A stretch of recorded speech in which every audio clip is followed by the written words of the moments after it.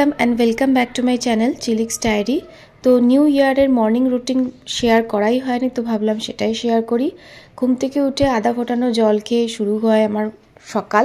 তারপরে আমি এক্সারসাইজ করি প্রায় 45 মিনিটস, যোগা আর বাকি বেলি এক্সারসাইজ, লেগ এক্সারসাইজ। তো আমি বলে দিই, অনেকে বলে যে আমি শুধু বেলি ফ্যাট কমাতে চাই বা থাই মাসল কমাতে চাই বা হিপ কমাতে চাই, এরকম হয় না।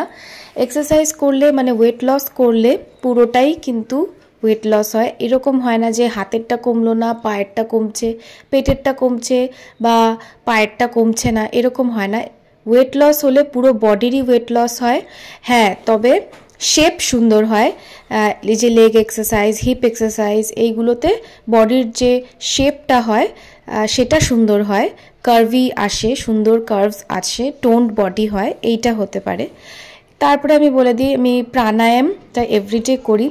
সকালবেলার এয়ারটা খুব ভালো থাকে, অক্সিজেন লেভেল বেশি থাকে। এই ব্রিদিং এক্সারসাইজের মাধ্যমে ফুসফুসে আর ব্রেনে বেশি করে অক্সিজেন প্রবেশ করে, তাতে খুব ফ্রেশলি চিন্তা করা যায়, এনার্জেটিক থাকা যায়। স্টুডেন্টদের জন্যও কিন্তু খুব ভালো এই প্রাণায়াম প্র্যাকটিসটা, তাহলে বেশি পড়াশোনায় মনোযোগ বসবে বা যে কোনো কাজে মনোসংযোগ বসবে, এনার্জিটাও থাকবে। এরপরে আমি জামাটা ছেড়ে নিয়ে সূর্য প্রণাম করে নিলাম। সকালে রোদ লাগানো ভালো, আগেই বলেছি, ক্যালসিয়াম বাড়ে, শরীরে হাড় মজবুত হয়। এবার আমি দেখাই একটা হেলদি ব্রেকফাস্ট রেসিপি আমি দেখিয়ে দিই। তার জন্য আমি নিয়ে নিচ্ছি এই যে ভাজা বাদাম। অ্যাকচুয়ালি আমি বাড়িতে পিনাট বাটার বানানোর চেষ্টা করছি। পিনাট বাটার বাজারে কিনতে পাওয়া যায় ঠিকই, কিন্তু ওতে সুগার মেশানো থাকে, আর কতটা কি থাকে আমি ঠিক বলতে পারবো না। তো আমি তার জন্য ভাবলাম বাড়িতেই যদি হেলদি এরমভাবে পিনাট বাটার বানিয়ে নেওয়া যায়, এটা খুবই প্রোটিন রিচ। তো তার জন্য বীজ ছাড়িয়ে নেওয়া খেজুর নিয়েছি, কিছু পিনাট নিয়েছি যেটা রোস্ট করা, গুড় নিয়েছি আর ঘি নিয়েছি। চিনি কিন্তু আমি ইউজ করছি না, আর জল কিন্তু একদমই কেউ ইউজ করবে না। তারপরে সেটা মিক্সিতে ভালো করে পেস্ট করে নেবেন। এটা পেস্ট হতে একটু টাইম লাগে, তো ধৈর্য ধরে মিক্সিতে পেস্ট করে নিতে হবে, একটু টাইম লাগে। এই যে রেডি, দেখুন, homemade peanut butter, healthy and tasty. এবার একটা গ্লাস জারে এটাকে ভরে বন্ধ করে এটাকে ফ্রিজে রেখে দিয়ে যতদিন ইচ্ছা এটাকে কনজিউম করা যেতে পারে, আর ভালো প্রোটিন রিচ। আর এই যে দেখুন, কাঞ্জি ড্রিঙ্ক বলে এটাকে, আমি আগের ভিডিওতে এটার রেসিপি শেয়ার করেছিলাম। বিট, গাজর, আদা আর সর্ষে, কালো সর্ষে একটুখানি গুঁড়ো করে জলে দিয়ে সেটাকে 3-4 দিন রোদে রেখে দিতে হবে, তাহলে এটা ফার্মেন্টেড হয়ে যাবে। তো ওটা রোদে রাখা ছিল, ওটাকেও নিয়ে আসলাম। এইবার এই যে হোমমেড পিনাট বাটার, এই যে ব্রাউন ব্রেড, এখন কিন্তু আটা ব্রেড পাওয়া যায়, তো আপনারা গিয়ে দোকানে বললেই আটা ব্রেড দিয়ে দেবে, ময়দার ব্রেড অ্যাভয়েড করাই ভালো। তো আমি এখানে ব্রাউন ব্রেড নিয়ে নিচ্ছি, তার মধ্যে ওই পিনাট বাটারটা মাখিয়ে নিলাম। এবার একটা কলা নিয়ে এটাকে স্লাইস করে দিয়ে এর মধ্যে দিয়ে দেব। একটা হেলদি স্যান্ডউইচ রেসিপি দেখিয়ে দিচ্ছি। ব্রাউন ব্রেড কিন্তু শরীরের পক্ষে খুবই ভালো, নর্মাল আটা ব্রেডও নেওয়া যেতে পারে। পিনাট বাটারে প্রচুর পরিমাণে প্রোটিন আছে, আর খেজুর যেহেতু ইনগ্রিডিয়েন্টসগুলো সব প্রোটিন রিচ আর আয়রন রিচ। আর এবার এটাকে একটা স্যান্ডউইচের আকারে কেটে নেব, ব্যাস হেলদি ব্রেকফাস্ট রেসিপি রেডি। আর এটা কিন্তু চটজলদি হয়েও যায়, বেশি টাইম লাগে না। শুধু পিনাট বাটারটা একটা টাইম দেখে বানিয়ে নিতে হবে, ছুটি ছাটা দেখে। এবার সেটাকে সারা সপ্তাহ খাওয়া যেতে পারে, সারা মাস খাওয়া যেতে পারে। এরপরে নিয়ে নিচ্ছি ওই কাঞ্জি ড্রিঙ্ক। এই ফার্মেন্টেড ড্রিঙ্কটার নাম হচ্ছে কাঞ্জি ড্রিঙ্ক। এটা শীতকালেই বেশিরভাগ সবাই খায়। এটা খুব ভালো প্রোবায়োটিক আর গ্লো ড্রিঙ্ক আর ওয়েট লস ড্রিঙ্কও বলতে পারেন। আর ওই যে peanut butter protein rich diet দেখিয়ে দিলাম, এতে ফ্যাট কম, low fat, low calorie, protein rich, আর পেটটাকেও ভরিয়ে রাখবে, এনার্জেটিকও রাখবে। সারাদিন ছুটোছুটি, বাস ট্রাম ধরা, কলেজ যাওয়া, পড়তে যাওয়া সব কিন্তু ম্যানেজ হয়ে যাবে। আর যারা আমার মতন হাউসওয়াইফ হচ্ছ, তারা সারাদিন এনার্জির সাথে ঘরের কাজ করতে পারবে। এরপরে দেখাই, সামনেই যেহেতু আমার এক বান্ধবীর বিয়ে, তো তার আগে আমি একটুখানি নিজের কেয়ার করে নিচ্ছিলাম। তো তার জন্য ছাদে চলে গেছি, অ্যালোভেরা নিয়ে নিচ্ছি। অ্যালোভেরার থেকে বড় স্কিন আর হেয়ার কেয়ারের জিনিস আর কী হতে পারে। তো আমি ছাদ বাগানে গিয়ে অ্যালোভেরা তুলে নিচ্ছি, প্রচুর হয়েছে। অ্যালোভেরা কেনাও যেতে পারে, আমার কেনা একটা ছিল, সেটা আমার শেষ হয়ে গেছে, তো ভাবলাম রটাই ইউজ করব। অনেকে বলে রটাতে একটুখানি অ্যালার্জি বেরোয়, স্যুট হয় না। তো আমি একটা প্রসেস দেখাবো যাতে অ্যালোভেরা এরকম ইউজ করলেও কোনো অ্যালার্জি হবে না, স্যুট করে যাবে আশা করছি। এবার ছাদে গেছি, এবার লাঞ্চে একটুখানি স্যালাডও খাবো, তো তার জন্য টমেটো হয়েছে গাছে, তো সেটা তুলে নিচ্ছি। অর্গ্যানিক ফ্রেশ টমেটোতে কিন্তু প্রচুর পরিমাণে ভিটামিন সি থাকে, তবে ইউরিক অ্যাসিড যাদের হয়েছে তারা টমেটো অ্যাভয়েড করাই ভালো। বাকি যারা ওয়েট লস করতে চাইছো তারা অবশ্যই ডায়েটে স্যালাড রাখবে। বেসিক জিনিস, এখন তো শীতকাল, বিট, গাজর, টমেটো, পেঁয়াজ, শসা, কিন্তু বেসিক যখন অন্য সময় যে বিট গাজর পাওয়া যায় না, টমেটো, শসা আর পেঁয়াজ, এই তিনটে স্যালাড অবশ্যই লাঞ্চের সাথে রাখবে। তো শসাও তুলে নিলাম, সাথে রান্নায় একটুখানি ধনেপাতাও লাগতো, তো সেটাও তুলে নিলাম। তো এইভাবে আমার নেচারের সাথে টাইম স্পেন্ড করাটাও হয়ে যায়, আর চোখের জন্যও ভালো, হেলথের জন্যও ভালো। দেখুন এই ঝুড়িটা কীরকম ভরে গেছে, এটা দেখে আমার মনটাও কত রিফ্রেশ হয়ে গেছে। শরীরের সাথে সাথে মনটাও রিফ্রেশ থাকাটা কিন্তু খুব প্রয়োজন। মন যদি ভালো না লাগে, না নিজের কেয়ার করতে ইচ্ছা করবে, না লোকের কেয়ার করতে ইচ্ছা করবে, সবার সাথে একটা খারাপ মেজাজ দেখানো হবে, যেটা নিজের জন্যও ভালো না আর অপরের জন্যও ভালো না। মন ভালো থাকলে দেখবেন সব কাজেই কিন্তু এনার্জিটা আসবে। অ্যালোভেরাগুলোকে ভালো করে ধুয়ে নিয়ে তারপরে জলে আধ ঘন্টা মতন ভিজিয়ে রাখতে হবে, তাতে ওর যে হলুদ একটা পদার্থ বেরোয় সেটা জলে বেরিয়ে যাবে।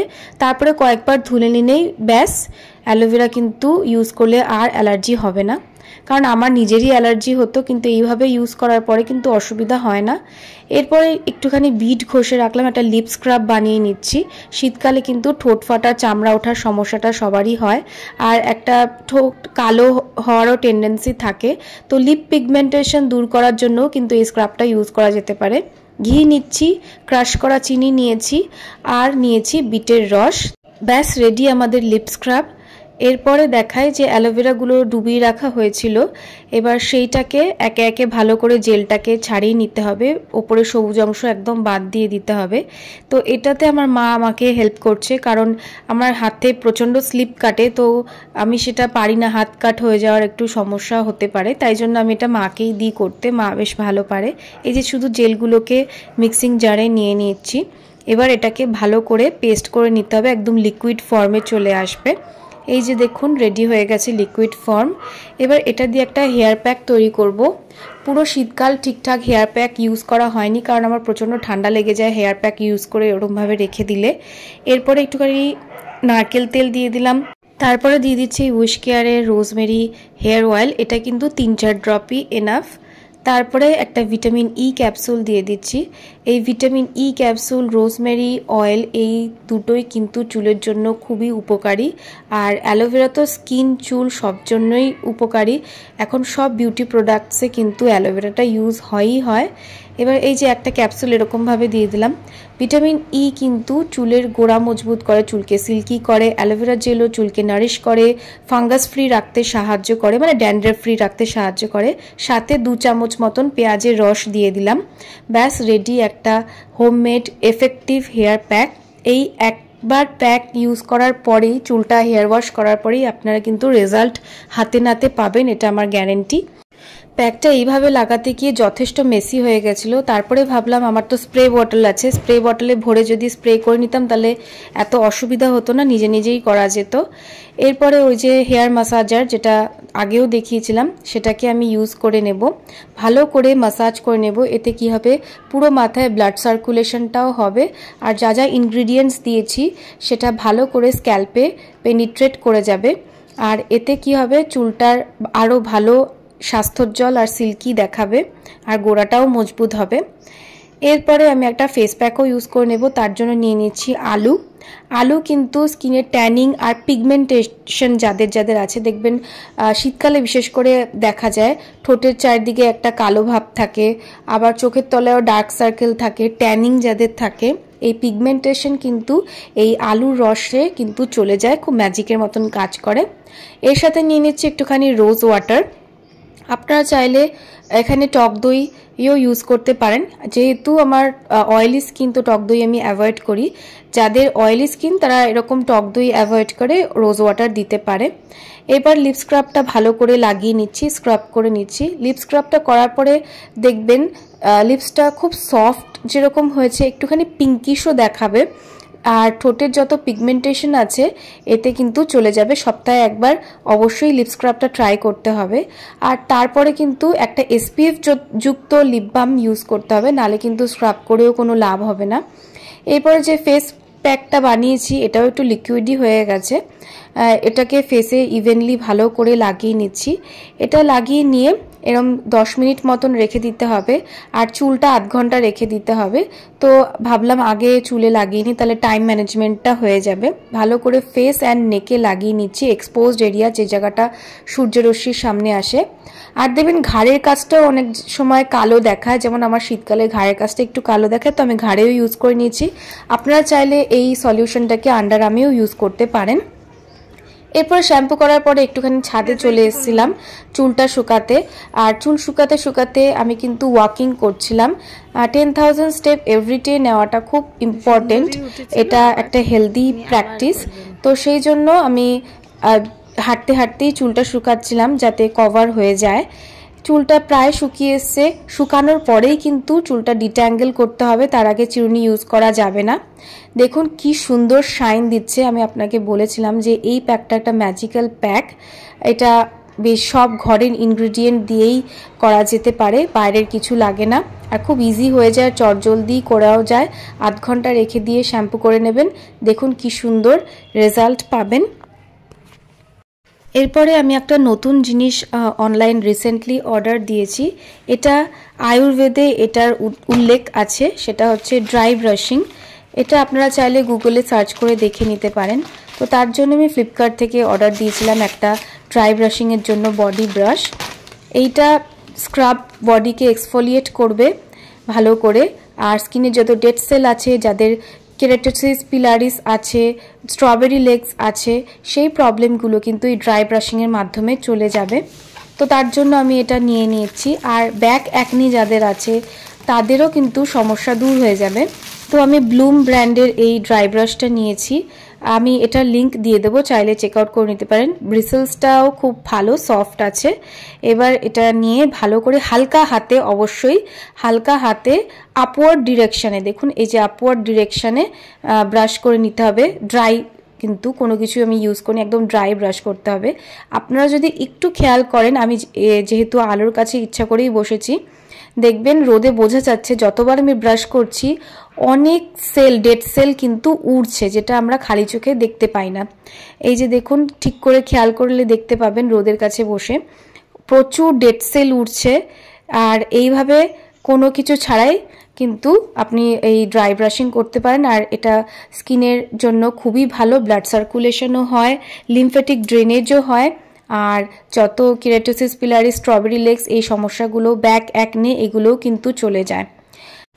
আমি এবার অয়েল ম্যাসাজ করে নিচ্ছি। এটাকে আয়ুর্বেদ শাস্ত্রে বলে অভয়াঙ্গা, যেটা খুব ইম্পর্টেন্ট ব্লাড সার্কুলেশনের জন্য বডিতে। দেখুন কতটা গ্লো করছে আমার স্কিন। আমি এখন যে কোনো অকেশনের জন্য রেডি। যদি ভিডিওটা ভালো লেগে থাকে তো চ্যানেলটিকে লাইক করুন, শেয়ার করুন, সাবস্ক্রাইব করুন। Thanks for watching.